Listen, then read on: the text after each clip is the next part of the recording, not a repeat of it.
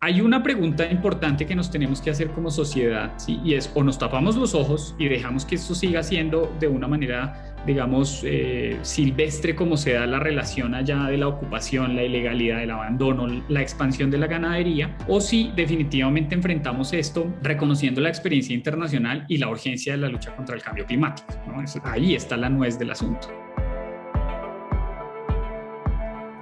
Hoy en Seneca Divulga tendremos a Mauricio Velázquez, profesor de la Escuela de Gobierno, quien nos contará acerca de su investigación sobre la frontera agrícola en Colombia y la formalización de las actividades que allí se realizan como medida para disminuir la deforestación.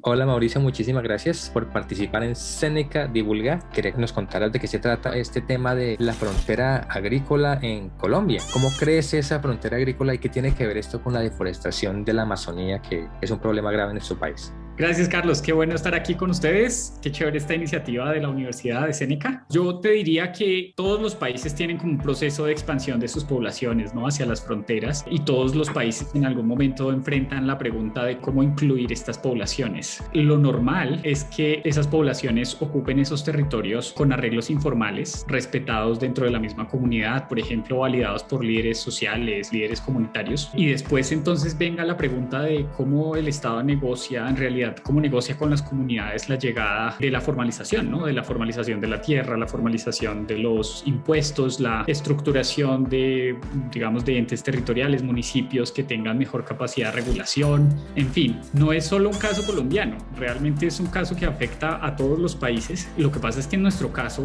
la expansión de esa población y esa informalidad se da en la Amazonía. Y entonces eso está directamente ligado con la deforestación que estamos viendo grandísima. Hay una buena y una mala noticia. La buena noticia es que está muy identificado el foco de deforestación en la Amazonía. Dependiendo los autores, son 9 o 12 municipios. Nosotros en el documento identificamos 12 y ha sido, digamos, persistente el factor de deforestación que se está dando en esa región. Eso implica que el Estado puede imaginarse una entrada, una formalización, una negociación con esas comunidades en clave de ese foco de deforestación inicialmente, y no necesariamente estamos hablando de toda la Amazonía. ¿Y cuáles son esas posibles soluciones en las que tú estarías trabajando en tu proyecto para atacar ese problema de la deforestación? Sí, Carlos, es un reto grande. Yo creo que necesitamos una colaboración muy fuerte entre sectores políticos, una conversación muy franca con las poblaciones que están en esas regiones. Necesitamos un enfoque de ecología que incorpore estas comunidades y no se imagine, digamos, estos territorios sin la gente que está ahí, con sus necesidades, con sus historias de abandono estatal, con su lucha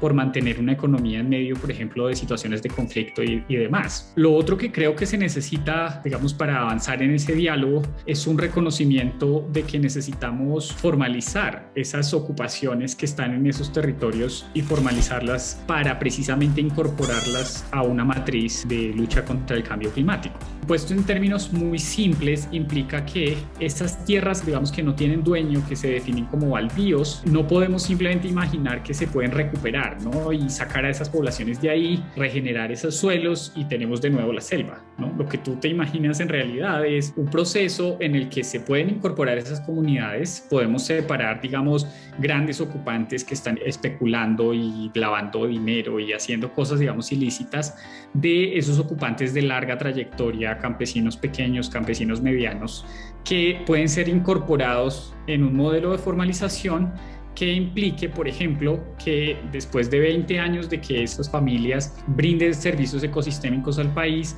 se pueda proceder, por ejemplo, a la titulación de esa tierra y de esa manera se incorporen a una política de reforestación y de recuperación del ambiente. Es un reto grande, por eso precisamente hay, de una parte está la formalización de esas tierras, la incorporación de esos hogares, y de otra parte está una pregunta muy compleja que es, en realidad, por la Constitución y por la ley en Colombia, esos baldíos deberían ser exclusivamente para campesinos, y yo estoy de acuerdo con eso. La pregunta es cómo logramos entregar algunas de esas tierras, formalizar a algunos campesinos medios que no son solamente campesinos, sino que son campesinos un poco más prósperos, tienen un poco más de tierras.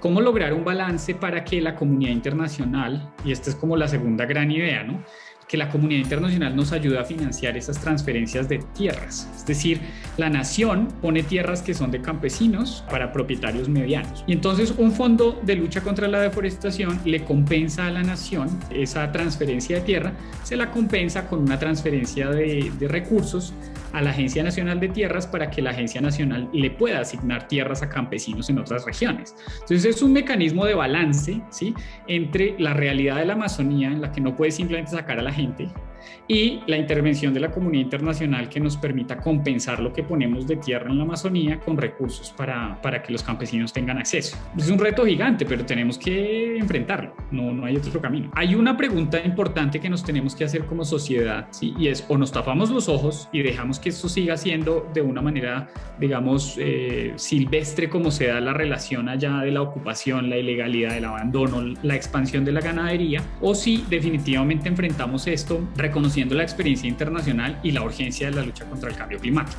¿no? Ahí está la nuez del asunto. Para la audiencia sería muy chévere saber que esta propuesta también involucra la creación de una Agencia Nacional de Oportunidades y Servicios Ambientales, ¿no? El Ministerio de Ambiente es un ministerio que guía la política pública de lucha contra el cambio climático, pero le falta una agencia ejecutora que baje al territorio y desarrolle precisamente las dimensiones de los programas que estamos hablando. Entonces, esta agencia lo que hace es llegar al territorio con capacidad de ejecución y desarrolla tanto la política de formalización de la mano con la Agencia Nacional de Tierras y administra el Fondo Internacional del que hablamos ahorita, como busca oportunidades económicas que sean ecológicamente sostenibles en la Amazonía. Estamos un poco saturados de la repetición de muchas personas que conocen el potencial productivo ambientalmente sostenible de la Amazonía, ¿no? Hay una cantidad, lo que llaman la bioeconomía, que no hemos podido desarrollar en el país y nos gastamos la selva en ganadería. Es una cosa muy impresionante de pensar. Tenemos una gran capacidad de hacer cosas sostenibles con ese bosque, mejorar la calidad de vida de las comunidades, pero no tenemos una capacidad de ejecución en temas ambientales que permita realmente esa transformación de esas economías y de esa gente, ¿no? Son compatriotas los que están allá. Eso es lo que creo que es tan importante enfatizar.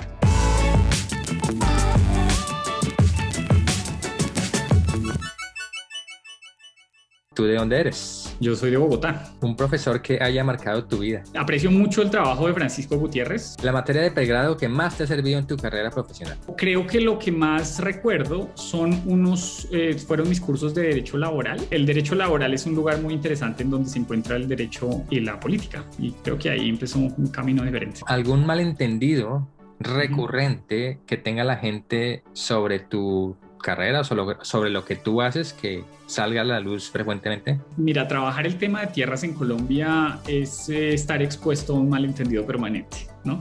Porque el tema de tierras ha tenido como unos usos políticos que no han estado asociados con una intención real de resolver los problemas. Entonces, cuando tú hablas de políticas progresivas, de redistribución de la tierra o de mejoramiento de la competitividad en el sector agrario, todas estas cosas, tiene como la lectura de expropiación comunista, etcétera, etcétera, desde la derecha, o como una visión pro-terrateniente destructiva de las economías campesinas desde el punto de vista de la izquierda, y te expones a un malentendido permanente y dependiendo de la audiencia te ven como el ogro. Mauricio, muchísimas gracias por haber participado en Seneca Divulga. No, Carlos, buenísimo, los felicito, qué iniciativa tan buena.